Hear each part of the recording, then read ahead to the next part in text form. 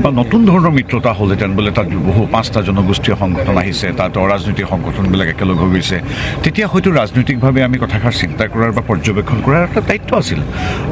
কিন্তু এই যিটো তেওঁলোকৰ এলায়েন্স বুলি যিটো কৈ থকা হৈছে বা আমিও সংবাদ মাধ্যমত দেখি আছোঁ যে কি অখিল গগৈ, লুৰিণ গগৈ, গৌৰৱ গগৈ, অজিত ভূঞা, তাৰপিছত মনোৰঞ্জন তালুকদাৰ, এই মিলন বা এই এলায়েন্স কি নতুন নেকি? বিগত 11, 12, 15 বছৰ ধৰি তেওঁলোক লিলি হোটেলত বহি আছে। যিহেতু এইখিনি বাৰে বাৰে একেখিনি মানুহে একে সন্মুখ একেখিনি কথা নিজে কেনেকৈ নিৰ্বাচন জিকে তাৰ এটা সপোন লৈ তেওঁলোকে লিলি হোটেলতো এতিয়ালৈকে 100বাৰ মিটিং কৰিছে।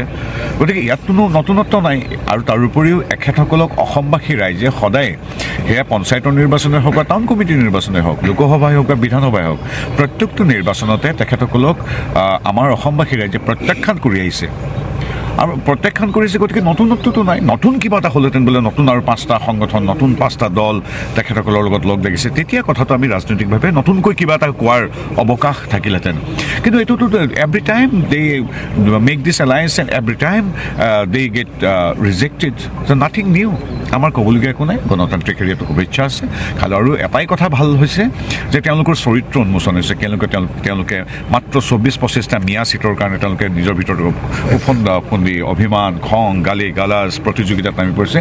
তাৰ দ্বাৰা অৱশ্যে এই পুৰণি যদিও এই এলায়েন্সটোৰ চৰিত্ৰটো আমি যিটো কৈ থাকোঁ, তেওঁলোকে যে বাংলাদেশী মূলৰ মিয়াৰ প্ৰতি তেওঁলোক সদায় নতজানু হৈ থাকে, এই কথাটো স্পষ্টৰূপে প্ৰকাশ পাইছে এই এলায়েন্সৰ খোৱা কামোৰাবিলাকৰ বাবে। সেইটোৰ পৰা অৱশ্যে আমাৰ ৰাজনৈতিকভাৱে লাভ হৈছে। বাকী আমাৰ ক'বলগীয়া নাই। আমাৰ তেওঁলোকৰ প্ৰতি শুভেচ্ছা।